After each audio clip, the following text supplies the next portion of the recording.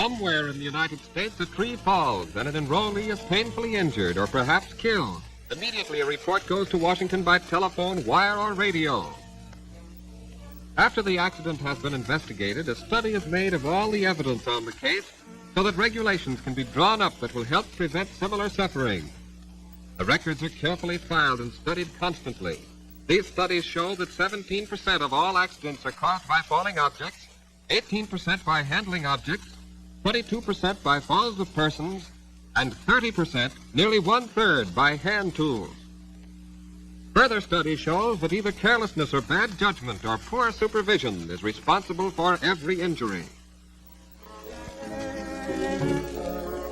Allow me to introduce to you Wacky Willie. Wacky typifies the dumb enrollee who brings on his fellow PBs injury or even death. He's stupid, careless, and although he does have a little judgment, he seldom uses it.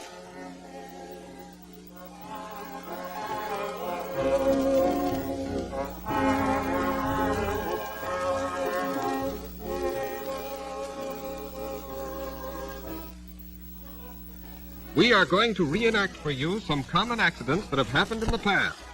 Seeing them on the screen should make you stop and think before you take a chance.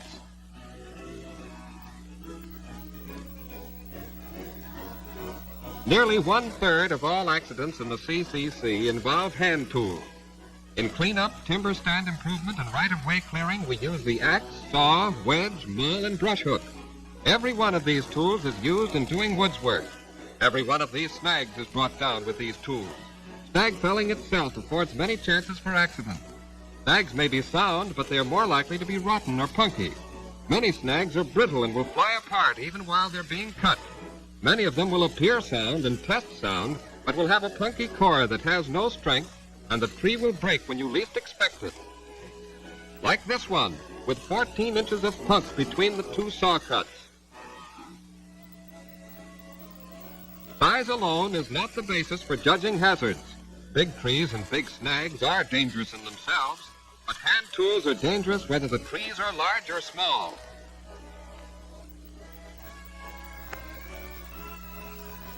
Here is a timber stand improvement job. Small trees, only a few of them over 6 inches in diameter. Yet hand tool accidents can occur on trees of this size. Here are the most common accidents.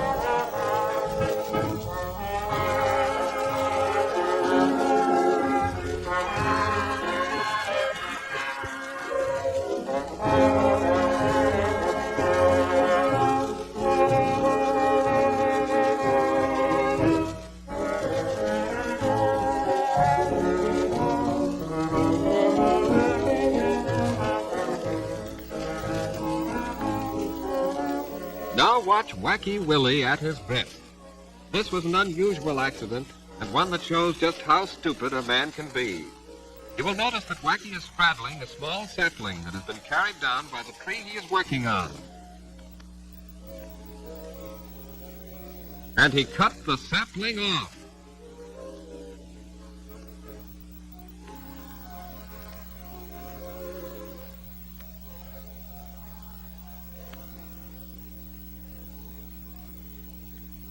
Well, what could you expect, Wacky Willie?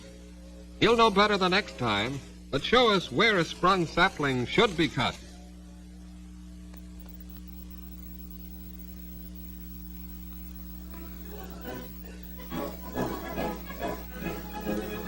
A double-bitted axe has two sharp edges, the keener edge for cutting trees, the other edge for brushing and working near the ground.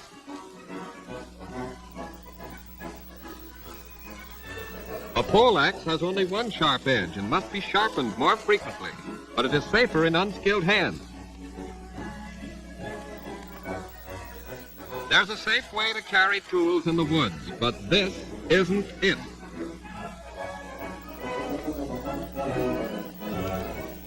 All right, get up and do it right. Let's see what happens when he carries it this way.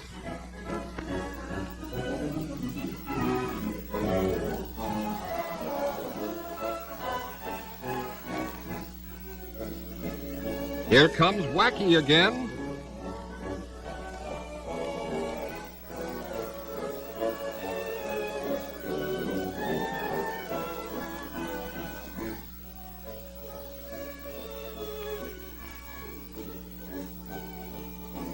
This is better.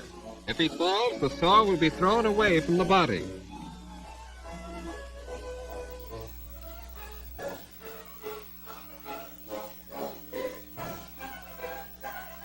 But this is best. The saw in a guard so that no sharp teeth are exposed. Here's a frequent accident. No wonder he slipped. Look at those shoes.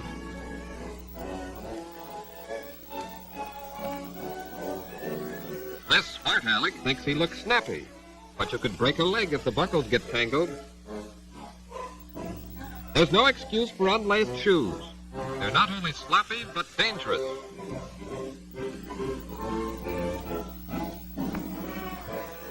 Let's look at something right for a change. This man is carrying his axe properly. The second one is better. The axe is guarded. And the saw carrier is last, so no one can run into him. Common sense without any fuss. The back cut is started a few inches above the undercut. The saw is guided with one hand until it is an inch or so in the wood. Then the hand slides along the saw and both hands grasp the handle.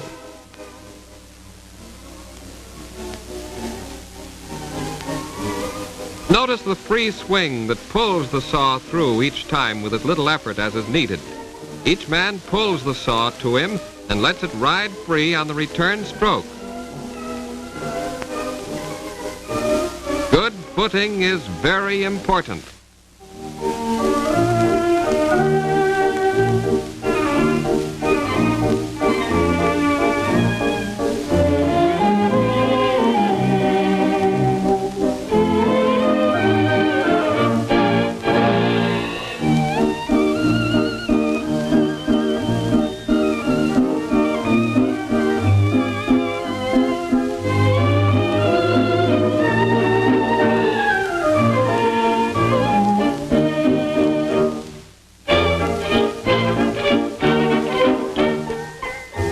When the saw cut is partway through, the tree will often settle back slightly and bind the saw.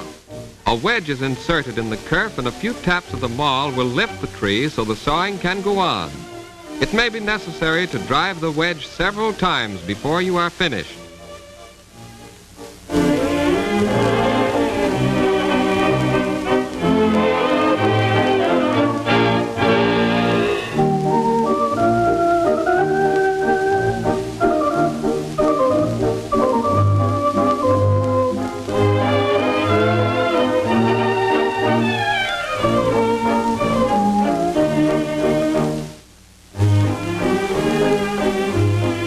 Last, the tree cracks, the telltale sign that it's coming down. A few taps on the maul, and she falls.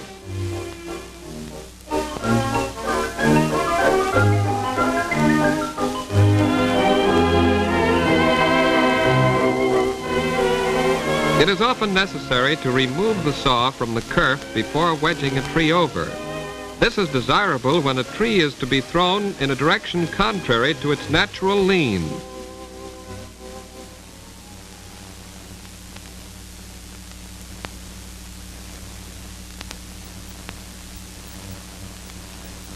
That tree had no top, but often we find snags with dried out brittle tops that might break off when we wedge them.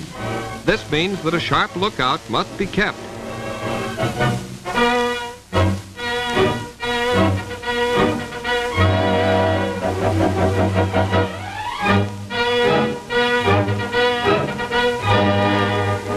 Here is a dangerous condition that requires careful work.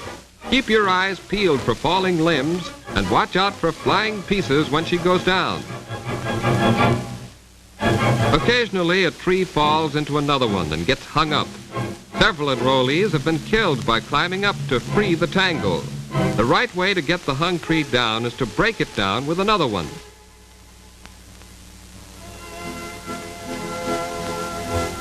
Imagine what that whipping would do to a man up there.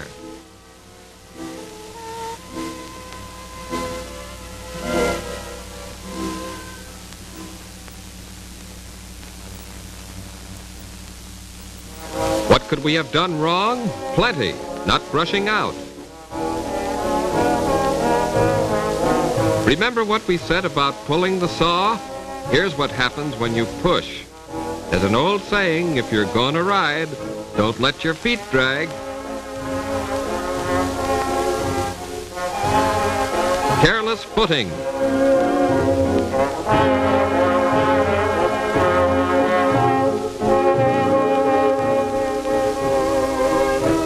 Trying to do two things at once.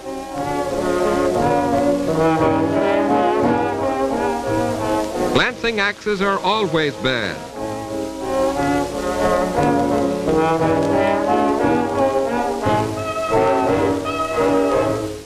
Red says he's glad that it's a rubber axe.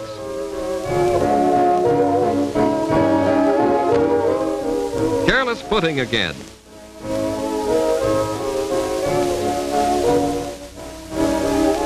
Never use a mushroomed wedge, or this may happen.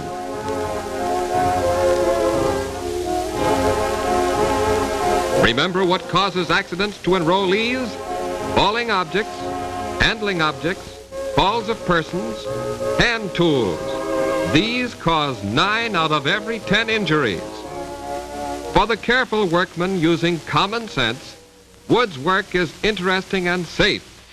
But in the same work, hundreds of dangers threaten the careless worker with injury or death.